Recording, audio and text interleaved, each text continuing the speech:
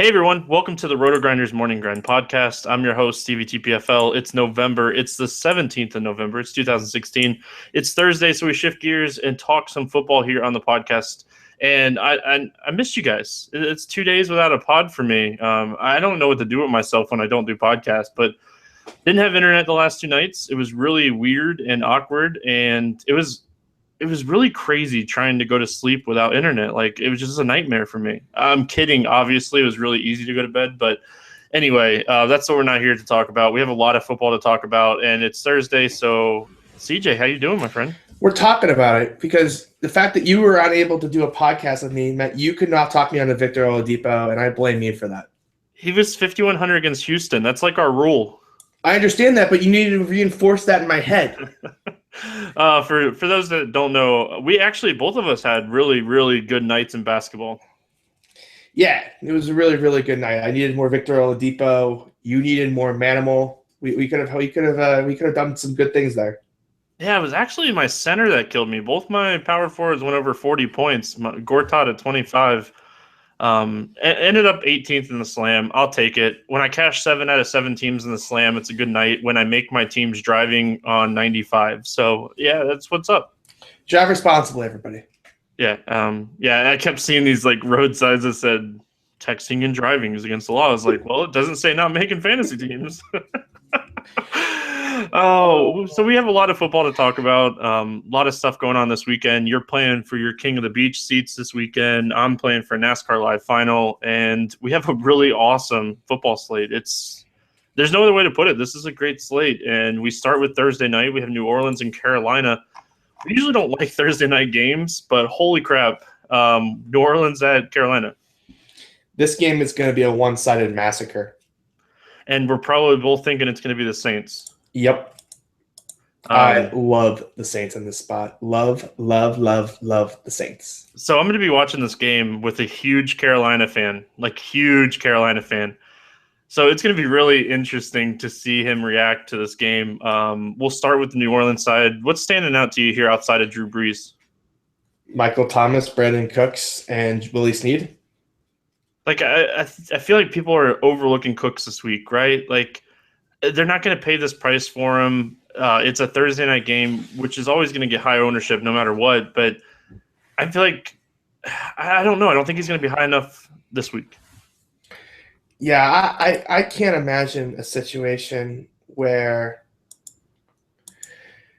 if I'm playing this game, I'm playing it to stack it or I'm just fading it completely. Because it's just like I don't want to pick bits and pieces here. This game's either going to go off or it's just going to be a boring 17-10 game. I agree. And then on the other side, Carolina, like, I don't mind Newton. He's going to be so highly owned. I'm just going to fade him. If I'm playing anybody from Carolina, it's Greg Olsen. Yeah, I don't mind a Kelvin Benjamin spot. I don't mind a Ted Ginn, who's been getting more targets if you're trying to be sneaky on a Monday, Thursday slate type thing, but that's really about it. Yeah, it's a Thursday night game. Like you said, you stack this game and hope for the best, or you just don't play because I just don't see another way to do it. Like I think you can play the slate to fade. I think you can do that. Not a lot of your bankroll.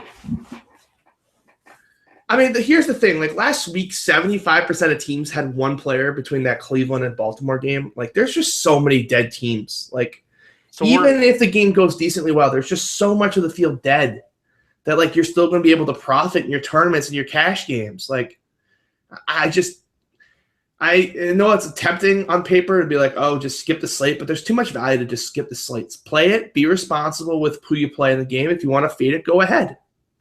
Yeah. It's week 11. We're running out of weeks. So I can see that. Like, the other thing, like, so that game was 75%. What amount of team has at least one player from this game? Like 85, 90%? I think it's going to be like 80%. Yeah.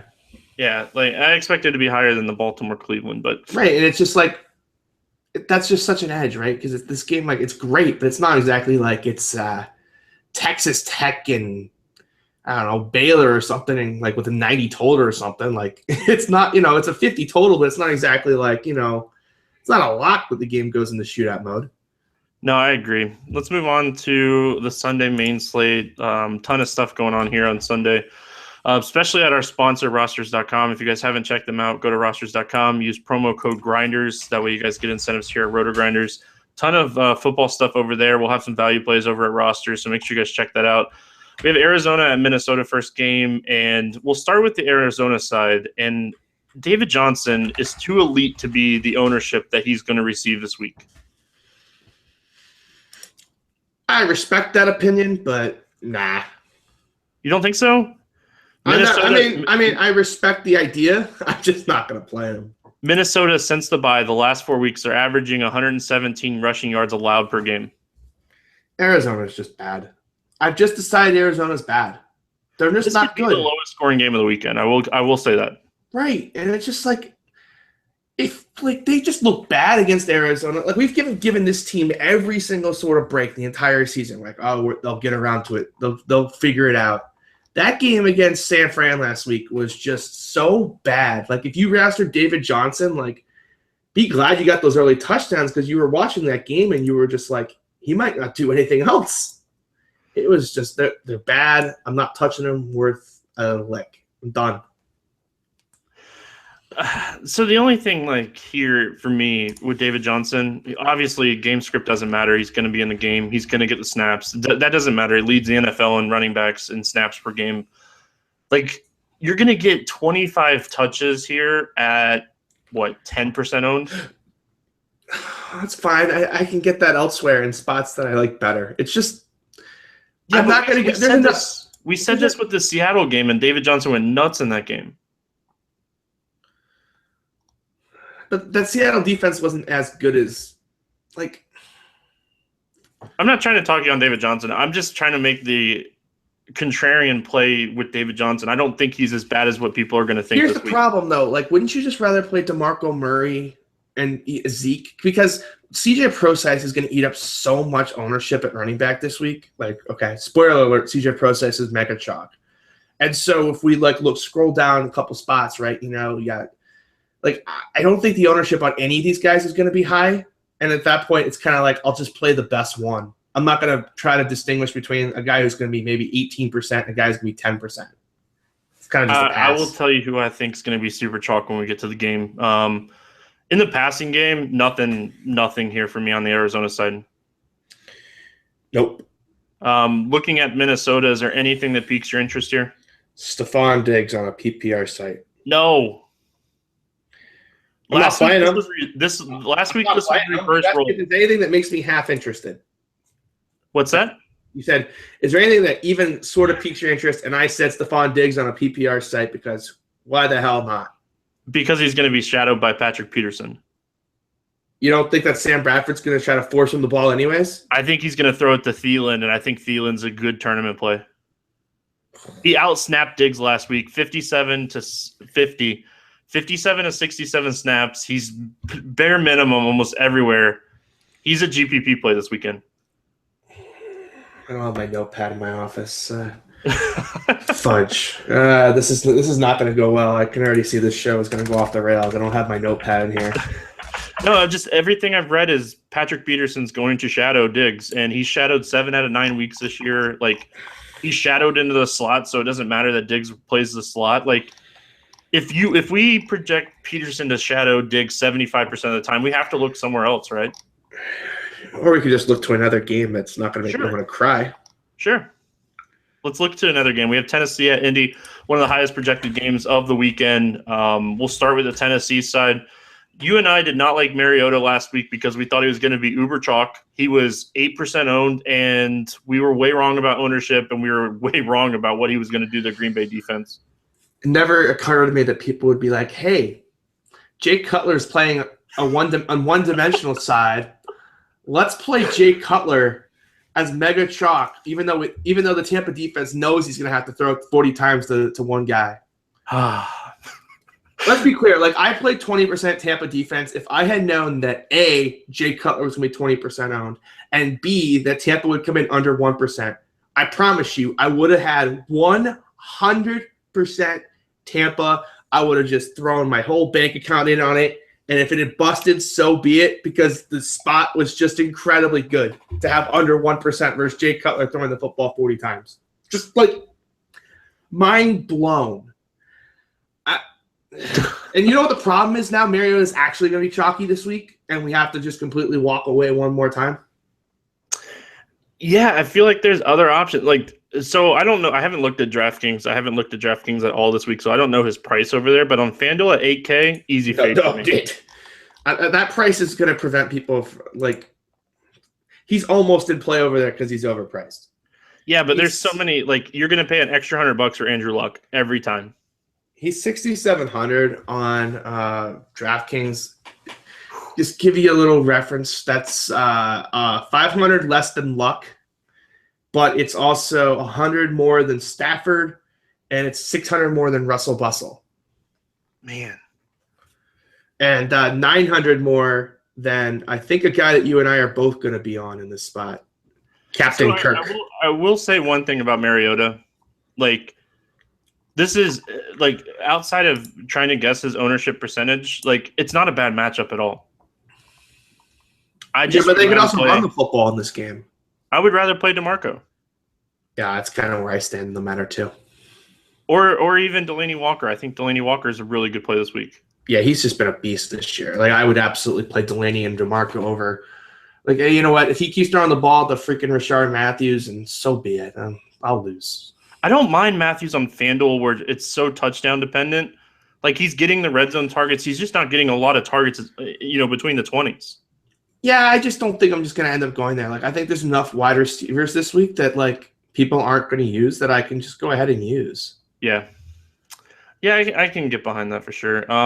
Looking at the other side, Andrew Luck's in a great spot this week. Yeah, probably. Let's see. Did I rank him number one? I think I might have rated Brady number one just because. But, yeah, he's the top 3 guy for me this week.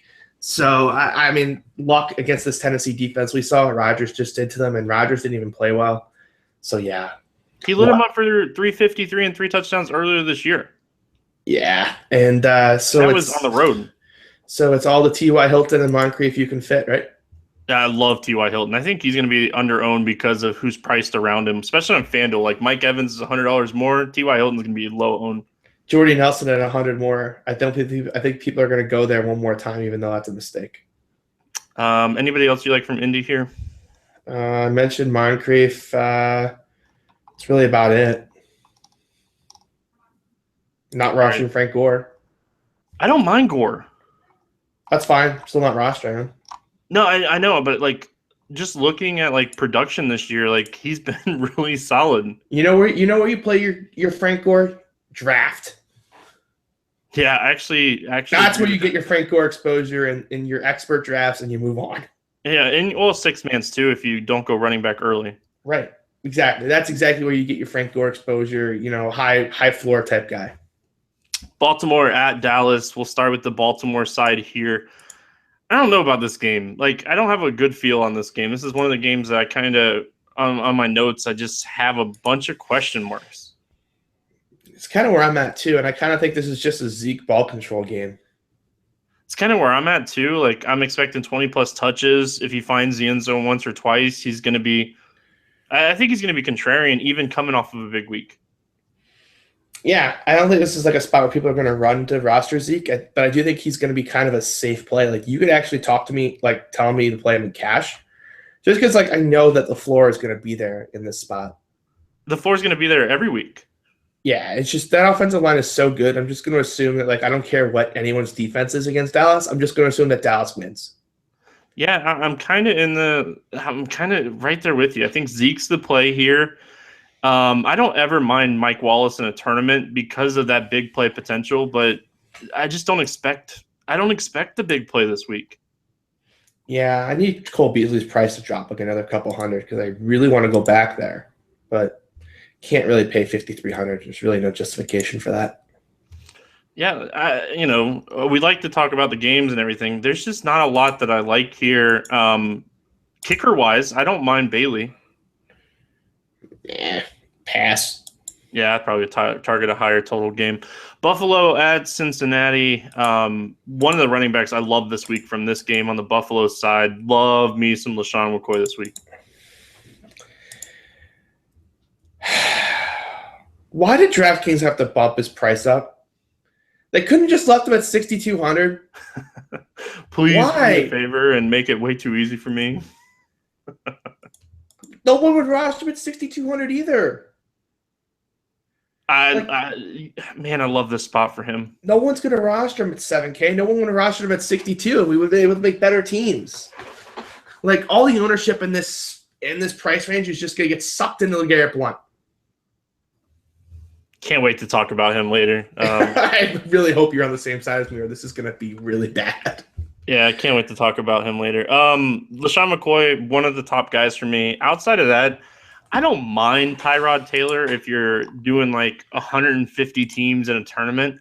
But if I'm single entry, if I'm playing 3-entry max, he's not a guy that I'm going to target this week. Yeah, I can't imagine tacking him, to be honest. Like, you got to see what's going on with the wide receiving core. I actually wouldn't mind Robert Woods if he was good to go. Yeah. But that is a tournament flyer. But again, that price on DraftKings, they just jacked him up to 4,900. That's kind of maybe find him cheaper somewhere else. Cincinnati side, there's not been a more consistent guy than AJ Green as far as targets go and just catches alone. He has a good matchup this weekend. We know he's going to see 8+ targets. He has every game this year. I don't know about the ceiling here, but I feel like as far as floor goes, I think he's pretty solid. Yeah, I think he's fine. I just don't think I'm going to – I think if I'm paying up, I'm just going to pay up for one of the chalky guys. And if I'm just going to save a little more, I'm just going to end up on, like, T.Y. Hilton. I just can't imagine, like, clicking on A.J. Green a ton this week. Yeah, that's kind of where I'm at too. But like, if we keep thinking this and then like all week we don't hear about AJ Green and he becomes a guy that could be like 5 to 10% owned. Would you rather roster AJ Green at 5 to 10% owned or T.Y. Hilton at 10%? Why not both? And go chalky at running back. Nah. I'm saying the option's there. Yeah. It is kind of a weak wide receiver week, which we'll get to at some point. Yeah, there's some cheap guys I like, and then there's the guys at the top, and then that mid tier just feels like a just complete wasteland. There's like one guy I kind of like, but I'd have to check an injury report real quick. So looking Tyler Eifert, like yes. The one thing that kind of worries me is you're not worried about the short week? Nope. And not worried about a questionable with a knee injury now? That's what he was out with before, wasn't it? I didn't think it was. I could be wrong. I could have sworn that it was a knee. Could be wrong, though. If it's just regular maintenance and we see him back at practice Thursday and Friday, I think he is really solid here. Yeah, I think it's just maintenance, and I love the spot. Buffalo against the tight end has been bad for a long, long time. And let's be real for a second. Like, he's not just a tight end. He's the number 2 target in this offense. Yeah, he's a red zone threat, too. They love using him in the red zone. So, yeah, I would absolutely love to get my hands on Eifert this week. Jacksonville at Detroit. One of the chalkier quarterbacks this week, I think, is going to be Blake Bortles. We know that Detroit is bad. People, did you not learn your lesson last week? Tell me you're kidding me, Stevie. You don't think Bortles is going to be chalky? Oh, people, did you really not learn your lesson? Oh, no, he's not going to be chalky. I respect the DFS community and people listening to this podcast enough to know that they know not to play Blake Bortles. Guys, you're better than this. I'm actually considering him for cash, can't lie. Oh, good God. Why? So cheap. He makes everything work so easily. Just freaking play Captain Kirk for 500 more.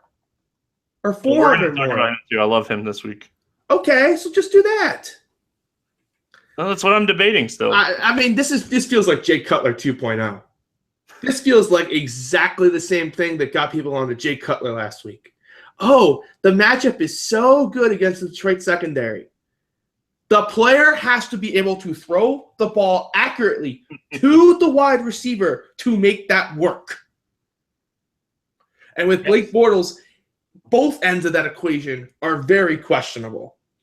Let's throw another wrench in this. Allen Robinson, I feel, is going to be very popular this week. I'm not going to completely fade Allen Robinson this week, but Darius Slay is supposed to be back. And if there's one spot I'm not attacking in Detroit, it's Darius Slay. That's a fair point. I can completely get on board with that. I'll have some Robinson. Allen Hurns is probably an option, and that means a guy who's really been left for dead this year. But if he was to ever make a resurgence, this would be the week. Can I sell you on some Julius Thomas? Yes. 3,500 in the league against tight ends. 7, 6, 2, and 10 targets over the last 4 weeks. I definitely have got me some interest in Julius Thomas. If I was to play Blake Bortles, I would stack him with Hurns and Thomas. But I can't imagine a world if Blake Bortles is chalk, though, that I'm doing that. I will probably play the Lions defense and do exactly what I did last week. This is what I was gonna say. Like, you want to attack the middle of the field. Like, you want to attack the slot. We know Allen Hurns runs 70% of his routes in the slot. He's going to see a lot of Quantrell Diggs. You want to attack Diggs. Hurns is a guy that I really like this week. He outsnapped Allen Robinson last week, 73 out of 78 snaps. Like, he's on the field. He's the number 2. Like, Lee's an option too. Like, these guys are options this week if Slay is going to shadow Robinson. So, I have a lot of interest in Thomas and Hurns here. A lot of interest. Man, you've just got me all riled up now. People don't play Blake Bortles. Don't do that. Looking at I might get my exposure but through Hurns and Thomas instead. Great, do that. Oh my God. Looking at the other side of here, Stafford at home. That's the guy I assumed when you were just like, oh, there's a chalk quarterback in this game. And I was like, he must be Matthew Stafford's chalk. I doubt he's chalk. I'd much rather find the extra 1,000 and play him at 6,600 at home. Yeah, what I was going to say, Matt Stafford at home, check. That's all we need to know. Like, he's indoors at home, which is all we need to know for Theo Riddick coming off of a bye week. I love they have that little red thing next to his name. He's fine. Loved me some Theo this week. Loved me some Theo. Guy I'm probably going to lock in a lot of Thursday lineups, too, on FanDuel while I'm at it. If you had to play Marvin Jones or Golden Tate, which one do you prefer? Let's see. Let me ask my Magic 8 Ball.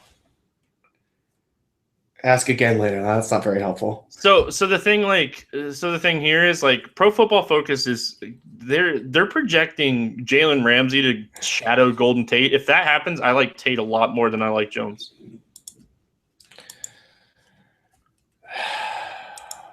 Don't really like either, which is why I like Theo. Give me a Theo week, baby. Give me a Theo week. It's always good when me and you agree on Theo.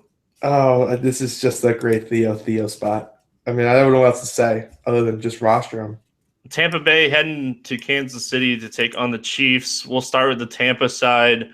A lot of people interested in Mike Evans and a lot of people, the same people interested in the Kansas City defense. Where are we going with this game?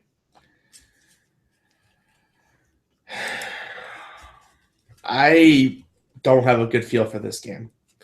This is a game that I just kind of could see turning into an ugly 17-13 type game. Tampa tries to run the ball with the clock. Kansas City tries to run the ball, and neither team can do it successfully. We know it pains Andy Reid to throw the football.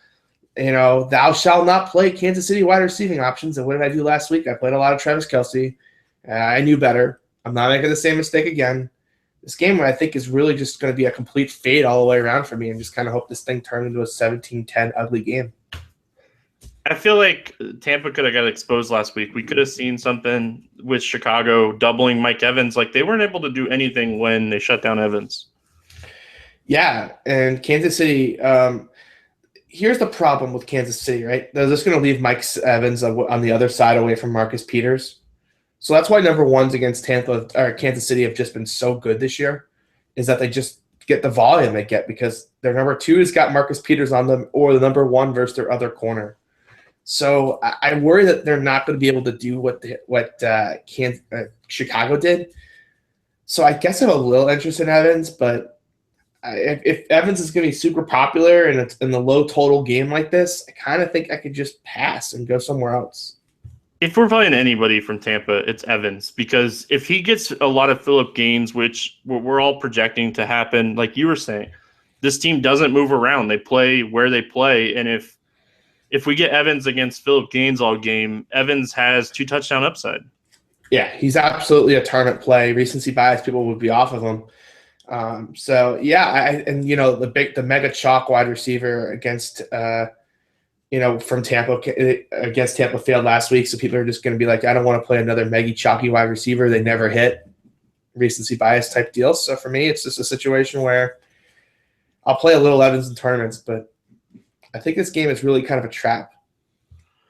Because if Kansas City gets in front, they're just going to run, and they won't do it well, and it's going to just kind of eat clock.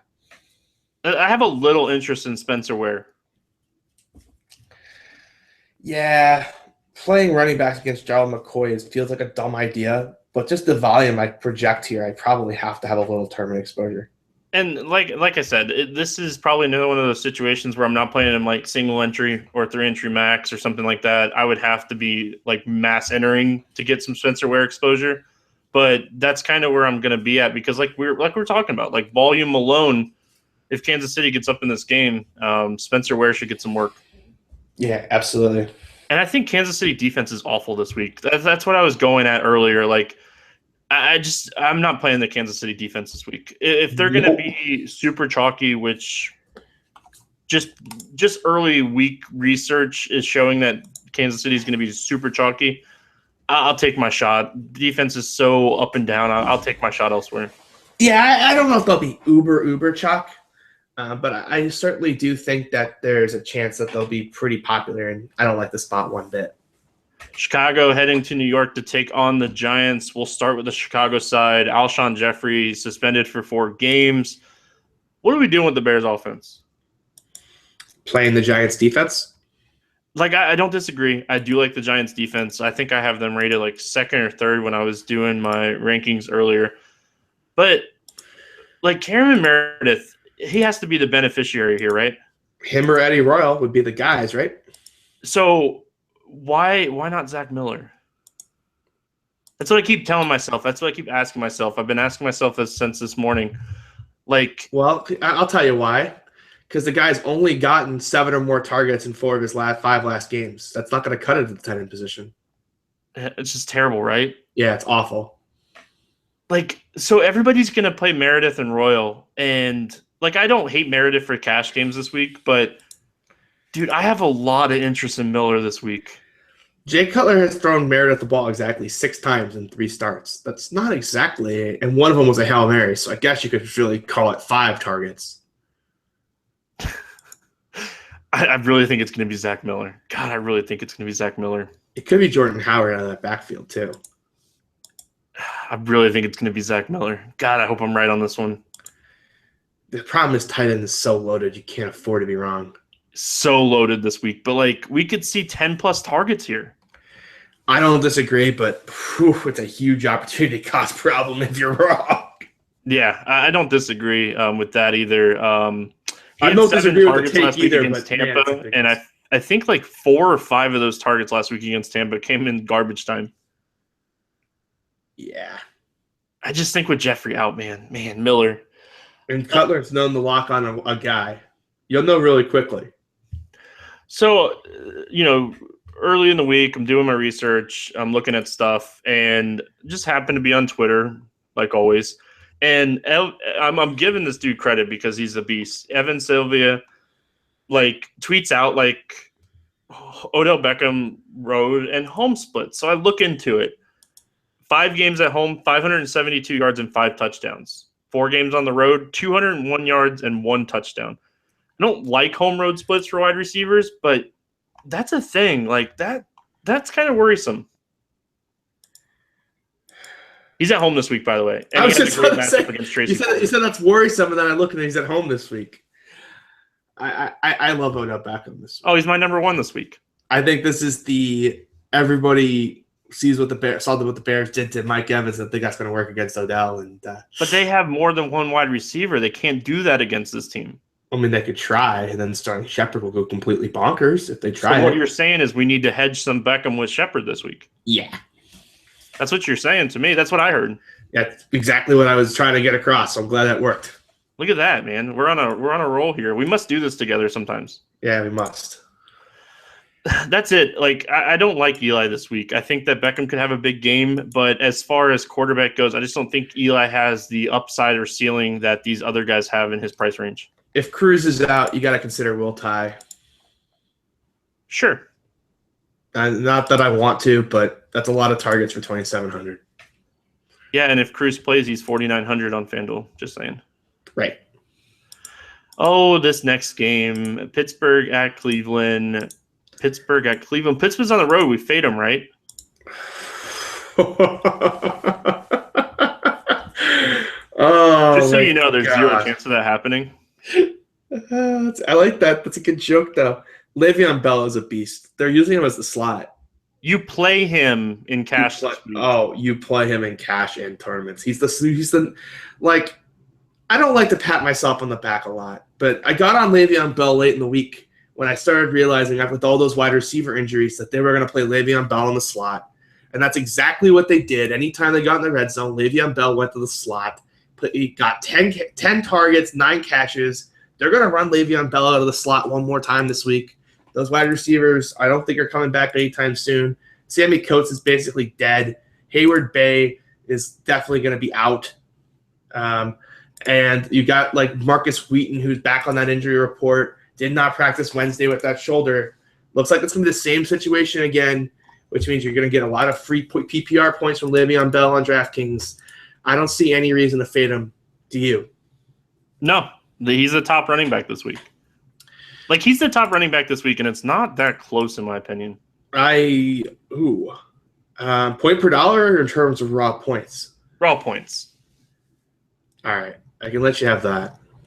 Yeah, raw points. Although DeMarco Murray is such a beast. No, I like Murray too. I'm trying to work both those guys into cash together. I love them this week. So like Antonio Brown, probably going to be what you would say pretty chalky, right? I don't think I'm going to play him. We know Joe Hayden's going to shadow him, and Joe Hayden's actually been healthy the last couple weeks. 9,500 for a wide receiver this week. I'm not paying 1,000 more for Antonio than Odell. I can't do it. Honestly, I'd rather get my exposure with Ben and Bell. Yeah, it's just like I love Antonio Brown and the guy's a freak, but like even at 9,500, if he goes for like 35 DK points, it's not like the end of the world. And like we're not saying fade Brown. No, that's not what we're saying. I'm saying it. Hi, I'm saying it. Okay. So I'm not saying fade Brown. We're not saying Brown's going to have a bad game. How about that? We're saying fade because of the price. I don't know what he's on. What is he on FanDuel? Is he something reasonable? He's cheaper than Beckham. There we go. Play him over there. That's a way better idea. Just get your Brown exposure over on FanDuel because like Odell Beckham has no business being 1,000 cheaper than Antonio Brown. You know who's another good tournament play from this offense? Don't say Colby Hamilton. Eli Rogers. Didn't you say that last week? I did. How'd that work out? He had a good game. He had a touchdown. Yeah. He was min salary last week. No, he definitely did have a good game. 4 catches, 42, 8 points, and a touchdown. 14 points from min salary. I'll take it. You got the snap counts there? I can pull it back up. I'm just curious how many snaps Colby Hamilton ran. Let's see.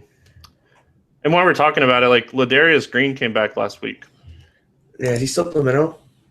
Yeah, so you gotta have to see how many snaps he's gonna play. He was on a limited package last week, but he played 12 snaps last week, by the way. I looked that up earlier. That's why I said limited. That's a pretty limited package.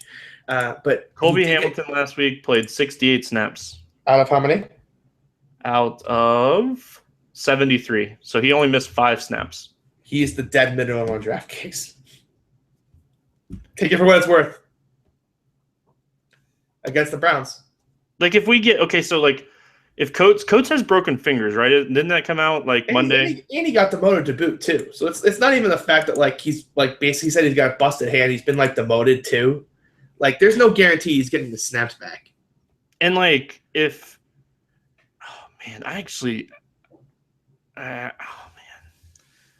don't know. That was like I didn't realize he played that many snaps last week. If Hayward plays out, Hayward plays out. He's already been ruled out. He's out. No, I meant Marcus Wheaton. There's so many of these guys that are just. If Marcus Wheaton doesn't play this week, oh man, I don't know. I don't know if the Browns at $3K. You're very interested. I'm very interested in what 93% of snaps in a Pittsburgh offense against Cleveland. Yeah, and he caught his target. Another week with the first team unit in practice. I'm just saying, like, I think there's definitely interest there. If you're trying to get exposure to this game on the cheap, it's an interesting contrarian way to try to get it.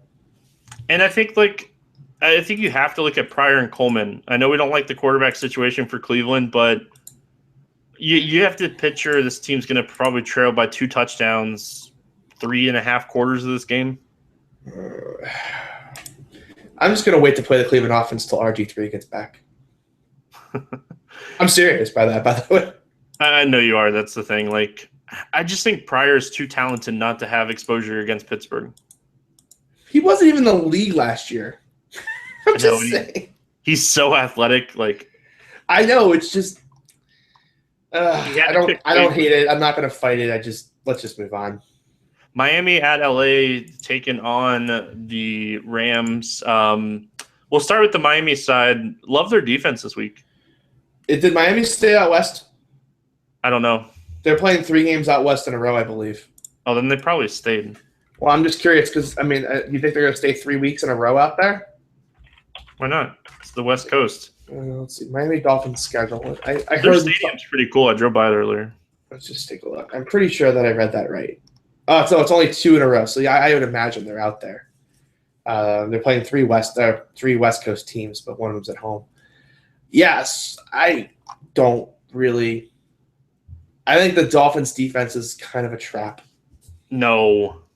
I really do. Who burns them this week? I mean, we have a rookie quarterback that is so bad that he couldn't start for the Rams in 7 weeks or what? No, we're at week 11 now. He's that bad that he couldn't start for the Rams until week 11. Here's the problem. They're going to game manage him, though. They're not going to tell him to go yank it 40 times down the field. So I just don't play these ball control defenses. I wasn't on the Rams last week. I'm just not going to play defenses and totals this low. There's no upside. I really might lock the Dolphins defense this week. That's fine. They're going to get you like 8 points. You guarantee me 8 points from a defense, I'm in. That's fine. That's perfectly lovely for cash games. For tournaments, I want some upside. And then looking at like the Dolphins offense, I kind of agree with you that they're going to try to game manage this game. I don't mind Jay Ajayi in tournaments this week, but this is going to be the most boring game of the weekend. Do not watch this game. It's going to be like I know the under is at like 39. It's at 39.5. It opened at 41. Just to understand how boring this game is. I'd be very stunned if it got to there. Very optimistic. I don't mind Jay Ajayi. That's it for me. Dolphins defense. That's it. This whole game. I'm done. I'm not playing Kenny Britt this week with a rookie quarterback. Like if I play anybody, it would be Lance. Jared Goff could win someone a tournament. No, he can't. Yes, he can. No, he can't. This Miami defense is still not talented. They're still not good. This Miami defense has been like the top defense, the last 2 weeks?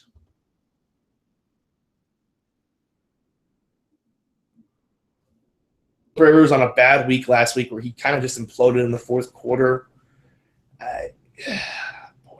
This Miami defense has been playing a ton better. Their pass rush has been great. Of course they played a ton better. They've had dream spot. Like this is not a dream spot. I think the hate on Jared Goff has gone so far. What would he literally have to do to make people think that he's worse than they think right now? Like, what would he really have to do? The public perception on Jared Goff is so low. It's Hades low. There's no chance he's as bad as the perception out there. Yeah, but man. There's just no chance he's that bad. How don't you start for the Rams in 10 weeks? Because Case Keenum was respectable for some of those weeks. But then you're saying Case Keenum is better. I said he was respectable. I didn't say that he was better. I just said he was respectable. All right. We spent way too much time on this game. Let's move on. I think that both defenses in this game are going to be super chalky. Pass. Let it be a boring 10-7 game. You can find GPP upside somewhere else. Philly at Seattle.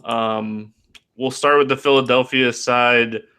There's a guy that I like, so I want to see what's your thoughts on the Philly offense this week. Isn't this a really good Darren Sproles spot in the bounce back spot? It's such a good Sproles spot. This is the exact perfect rebound Sproles spot where everyone's off him and they go, "Oh, now Sproles catches 2 touchdown passes." But Sproles didn't do he didn't kill us last week. Yes, the first half everybody tilted Sproles last week, but he didn't kill us. No, but he still ended with 10 targets in that game. So who is Doug Peterson said this week as the starting running back? I don't even care. I'm playing Sproles. Well, no, because I want to play the other guy.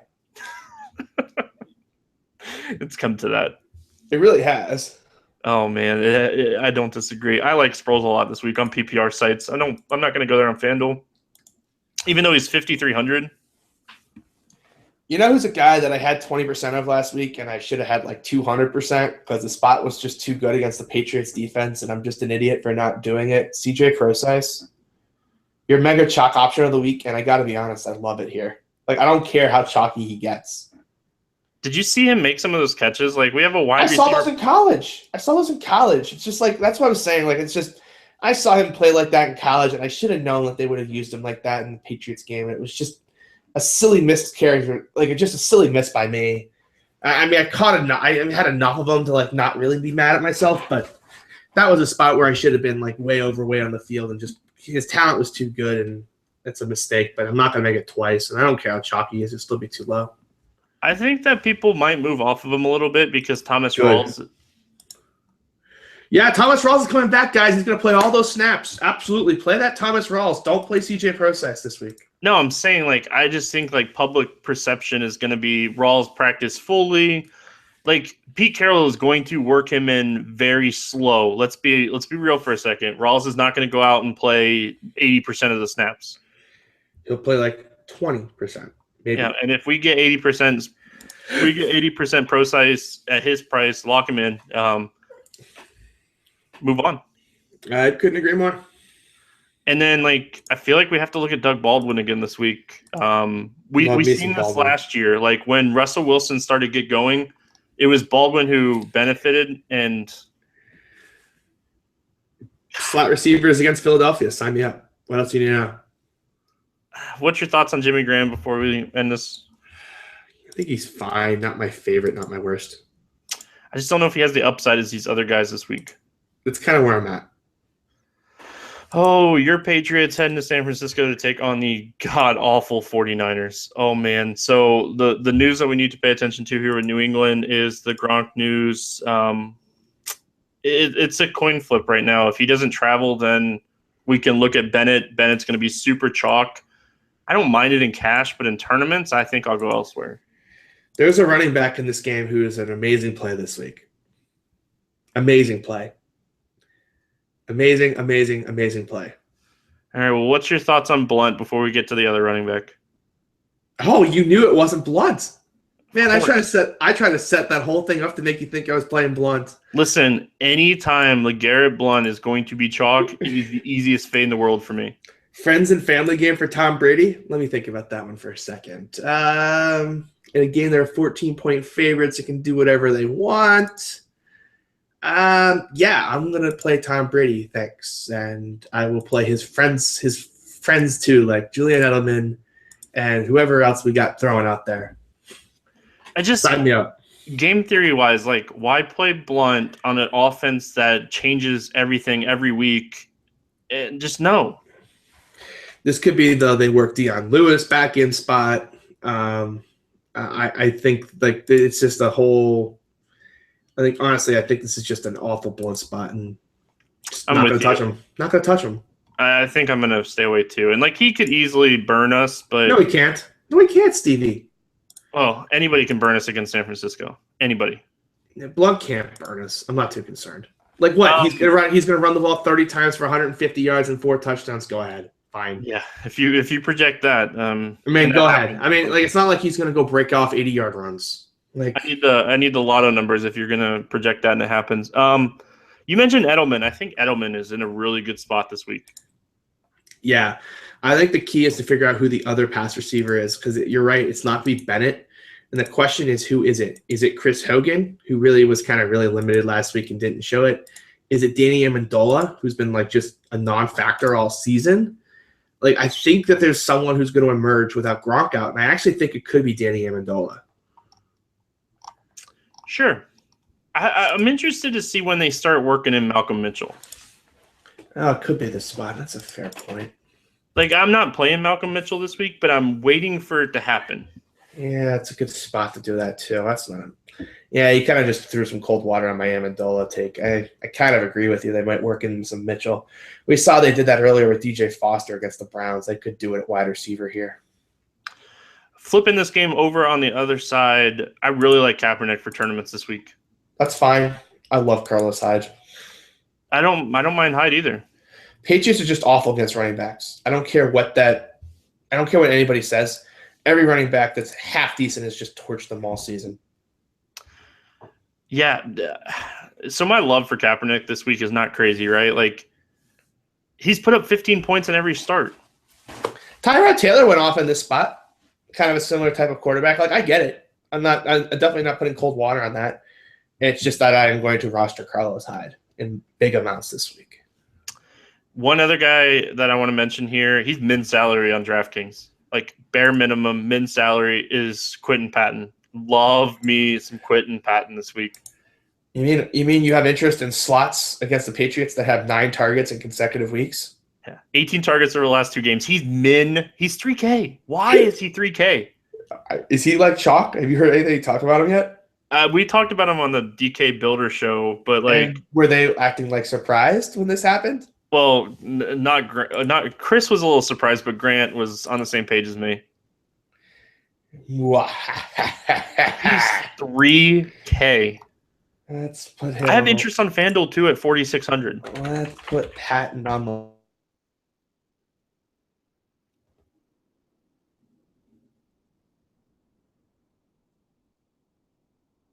case he starts picking up some traction. Love me some Patton. Did I lose you, Stevie? Can you hear me?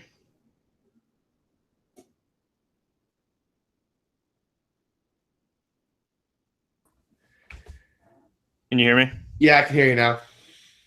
Okay. What'd you say right there? I just said put Quentin Patton on my list and get locked in some Thursday exposure. All right, I'm gonna pick it up from that and then I'll edit it later. Alrighty.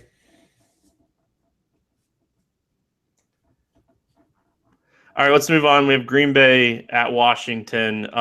Interesting game here because, like, I feel like this could be the highest scoring game of the weekend, and it's Sunday night. What are your thoughts on the ownership percentage of this game? We've seen so much ownership in the 1:00 games this year. Like, is this game going to go under-owned?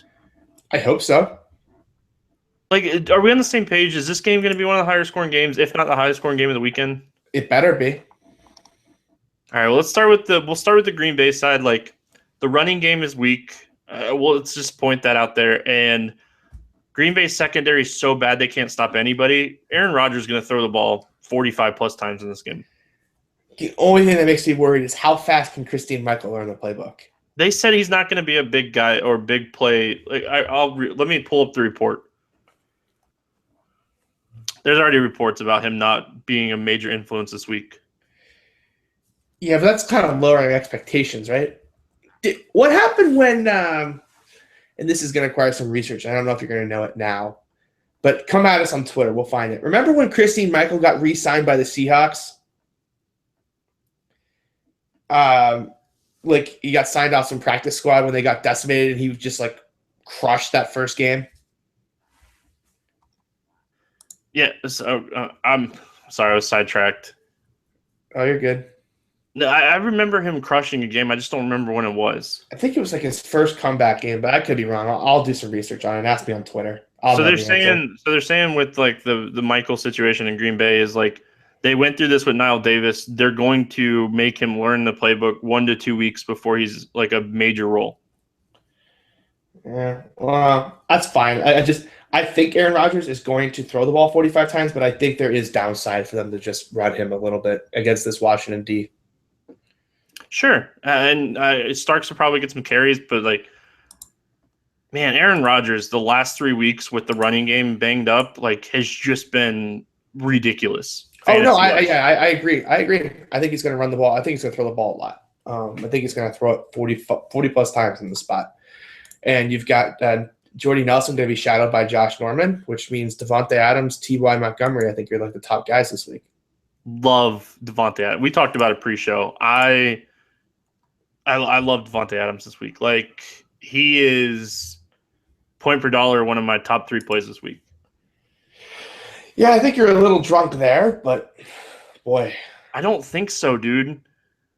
I really don't like. What's his? Is he like? Have you looked at his DraftKings price? I have not. Yeah, I think that's why I'm having a little cold water on it. He's $6,700. That is really expensive. I think I like that too. Wow. I'm definitely going to have to do some more research on that because that price would normally scare me away. But you seem very, very, very interested. I did, not to give away too much, but I did write the wide receiver incentives package today. All right. I'll make sure I go read that.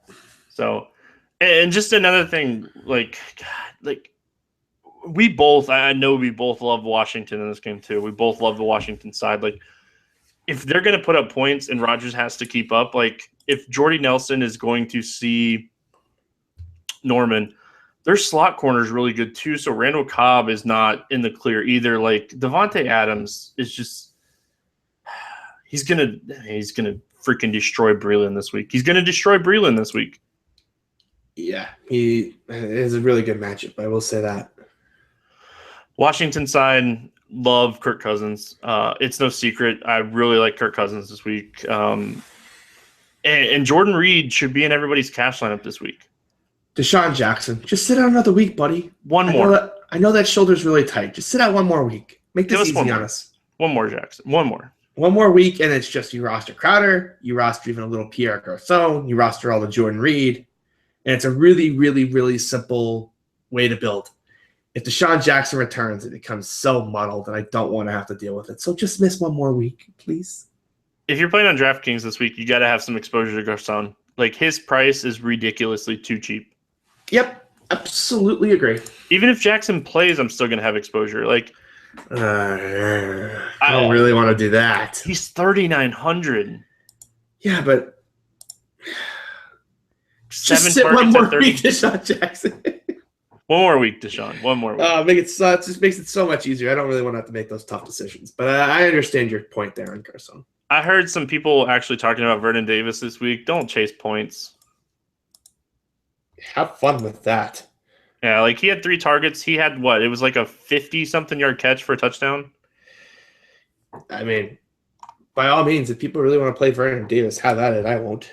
Yeah, don't chase points. Don't chase points. Monday Night Football. Monday Night Football is interesting this week. If you're playing on a slate that has this game, this is a really interesting game for 2 reasons, and I think we're going to be on the same page. Amari Cooper, Oakland defense. Yes, and yes, Oakland's my number 1 defense of the week, but I do have a Houston wide receiver that I'm in love with this week. If you say Will Fuller, I'm hitting the stop broadcast button. It's Will Fuller. Love me some Will Fuller this week. I've been talking behind the scenes with a couple guys. I've got a couple really, really good players on board with me this week. They know I'm a Will Fuller guy. They asked me on Will Fuller. I said, of course. And they're like, we're going to go down with this ship with you from here on out. So the Will Fuller train is gaining steam. It's picking up some new members. Hop on now. I always have exposure to this guy, and I always regret it. It's probably going to be the same case this week. Yeah, there it is. He's going to go off, Stevie, and when he goes off, you just want to win all the money. That's all you want to have. Like, if he goes, imagine if you had like a really good team and you're watching this game and you see Will Fuller go off and he just costs you money, how upset you'll be. Yeah, and like the biggest thing that I want to say is like Sean Smith is going to see a lot of Hopkins, so like somebody's going to have to do something here. Yeah, and it's the games in Mexico City. We should mention that point. It's being played at altitude. Corners could get gassed here. Kickers could actually also kick some really long field goals if you're into that sort of thing.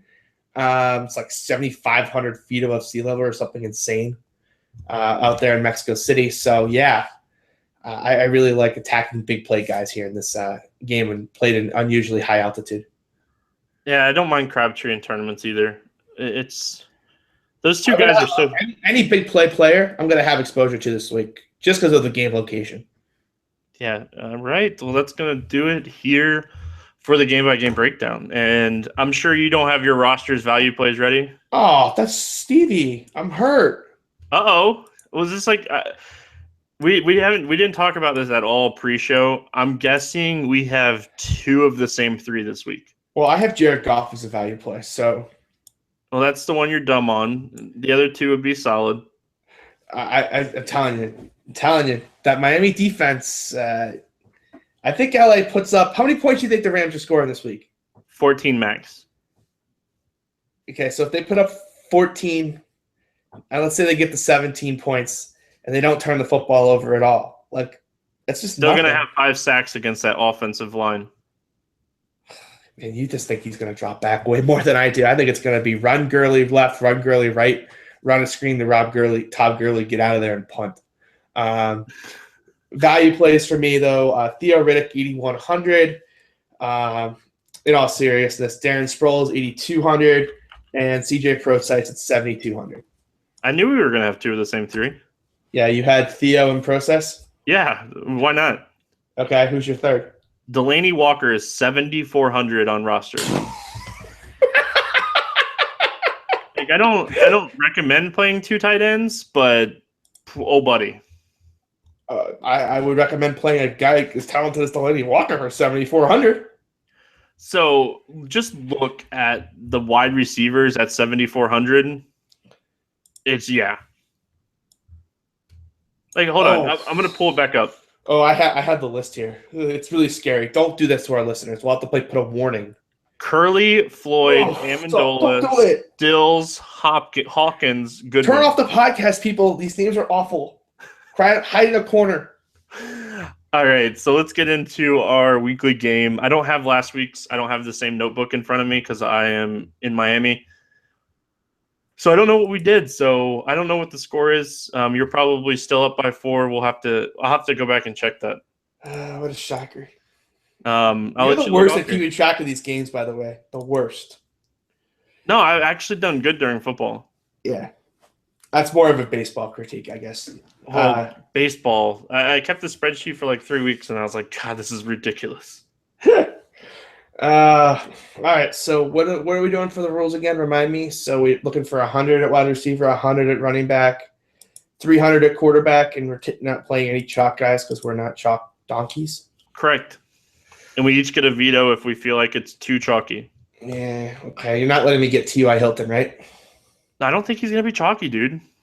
Yeah, but I was wondering if you're gonna if you're gonna use your veto on him. I'm not. All right, I'll take T.Y. Hilton then.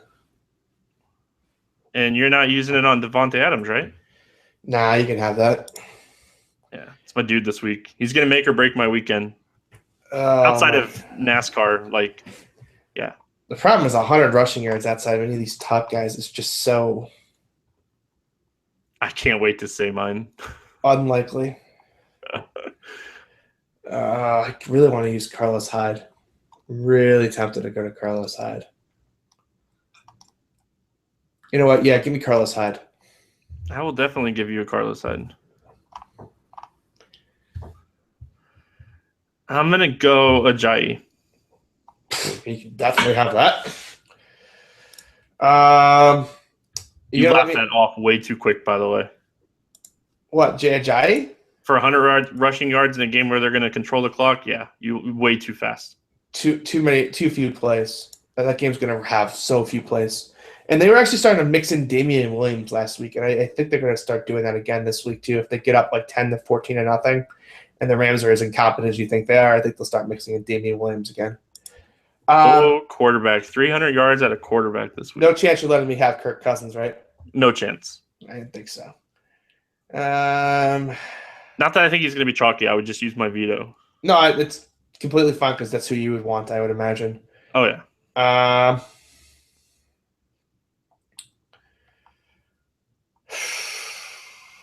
It's really tough there after that.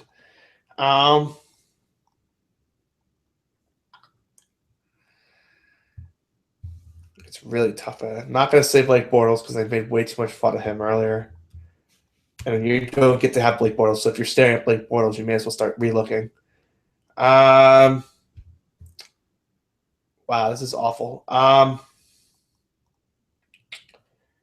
Eli Manning? I'll let you have Eli. All right, we'll try Eli. I'm guessing you're not letting me have Stafford? No. You are not. I assumed he was in that top tier. It gets a little weak after that. I know it does. That's why I would have asked if I assumed Stafford I assumed that Mariota was off the table, and I assumed Stafford at 100 less was just going to be off the table too. And you said no on Bortles. You don't get to have Bortles. I've used my veto on Bortles. I think Mariota is part of that top tier. All right, I'm going to take Kaepernick. That's fine. First 300, or no? He did it earlier, didn't he? I think he did it. Well, he did it in the game where we thought he would get the 100 yards rushing bonus, and then he got threw for 398. Yeah, he had in the first half too. All right, that was a great game. Let's pull up. We didn't get a lot of questions this week. We got a couple. We'll pull them up. Remember, guys, if you ever have questions. Oh, we didn't even talk about doing our game this week. How we're gonna approach the 3 questions. We got crushed last week. You didn't do the pod with me Sunday night, but we got murdered last week. By the way. Yeah. So yeah, a couple of things there. Your questions were awful. So I sent out some. I was trying to get a question because we started trying to figure out what the question for the game's going to be. And I tried to ask the listeners on the solo pod for some ideas. Nah, they did not come through for us at all. At all, they did not come through for us.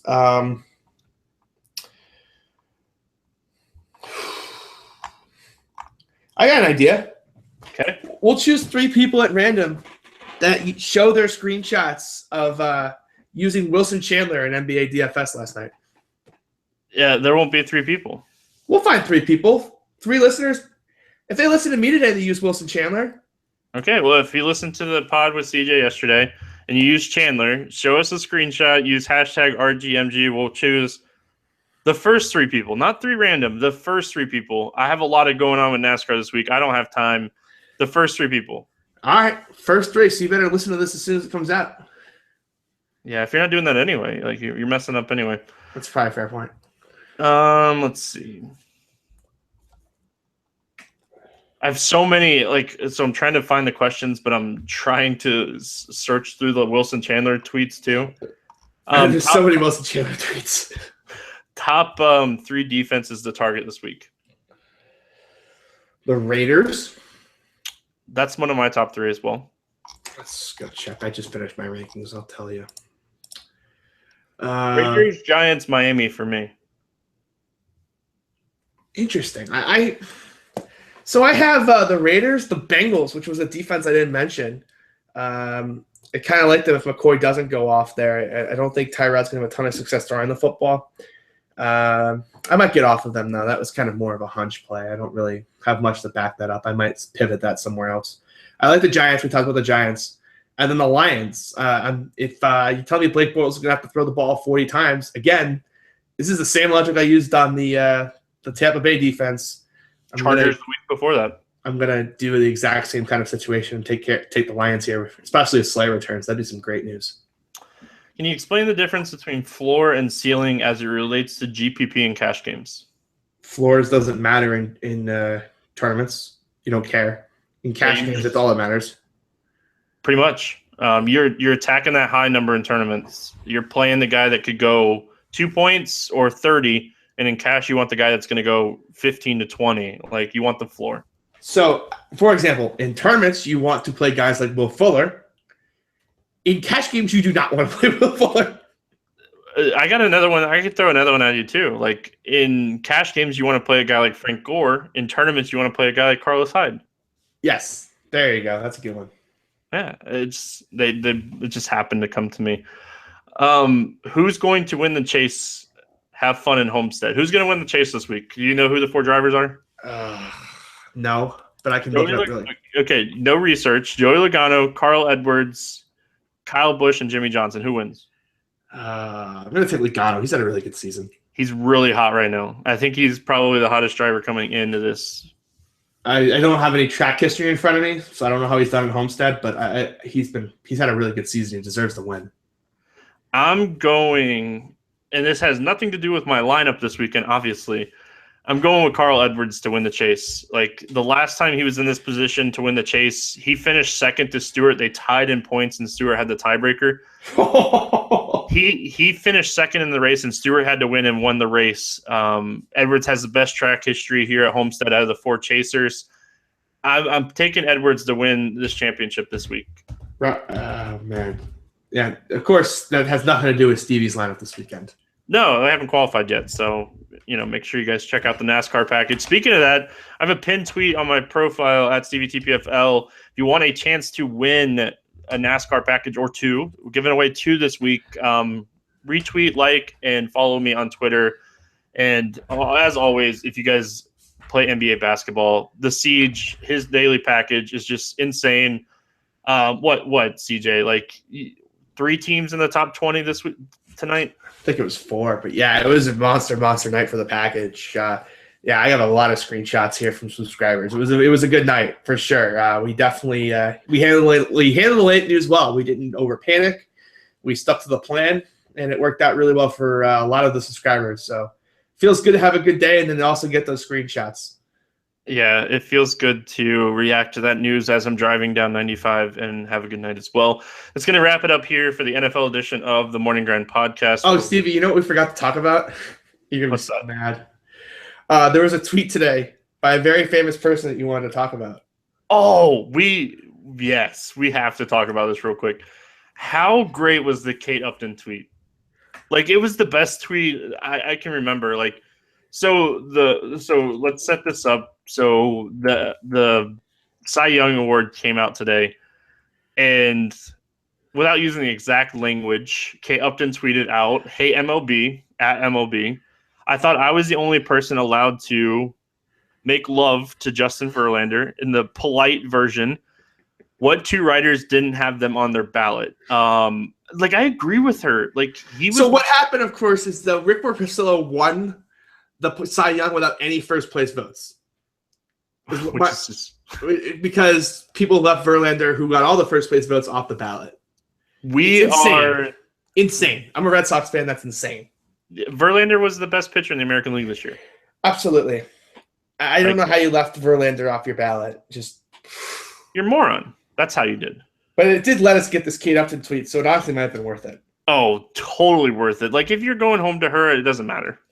Like, can you imagine being Justin Verlander? You log on to Twitter and you see like your girlfriend, who's Kate Upton, like say that. You go buy the biggest ring you can find. That would be my approach as well. I mean, there's just not. What else do you need at that point? Yeah, it has 60,000 retweets. Yeah, just define what the best tweet on Twitter is. Like there's no tweet that's gonna beat that. Oh, she went crazy. Like, that's the last thing the MLB needed. It was like Kate Upton, like no relation to MLB whatsoever, tweeting that out. Yeah, pretty brutal beat. And the worst part is like it's not like it's a stupid tweet. Like, she's totally right. Oh, she's spot on. Like, we're Red Sox fans, and Porcello did not deserve the Cy Young. Nope, not one bit. What's your thoughts on Scherzer winning on the other side? Like, not even that. Like, I don't want to get into it too much, but there was a guy that was left out on the American League that should have easily won the Cy Young this year. Who was it? Zach Britton? 100%. Nobody's had a season like he did. Yeah. He was the most dominant pitcher in baseball this year. That's why everybody made fun of Buck Showalter for like a month. after they didn't use him. What's your thoughts on Max winning on the other side? I think he had a great season. I think he was definitely worthy for sure. I'm just sweating the side. I'm just sweating the AL MVP. This is it's a big fiscal swing for me. I have my Mookie Betts preseason MVP bet. It's coming up in like a day or two. This is it. I'm sweating bullets over here. I had a lot of chances to hedge off of it. Gonna ride or die with my boy Mookie. Let's get it done. All right. Well, I think it's a coin flip, honestly. It is a coin flip. I know. NL, I think, is a coin flip too. Between who? Daniel Murphy and Chris Bryant. Oh, I think it's got to be Chris Bryant. But dude, Daniel Murphy had a year. He had a first half. He really kind of just. He still hit 350. Yeah, but he missed a lot of games down the stretch. I think you got to give it to Chris Bryant, but we'll find out. We will. That's going to do it. We'll be back tomorrow talking some basketball. Make sure you guys are following me on Twitter because I'm going to have all kinds of cool stuff from NASCAR Media Day tomorrow. If you're not following The Siege, it's The Siege, spelt wrong on purpose, DFS. Check him out, and that's going to do it here. We'll see you guys tomorrow. Good luck in your contest, and we'll see you then.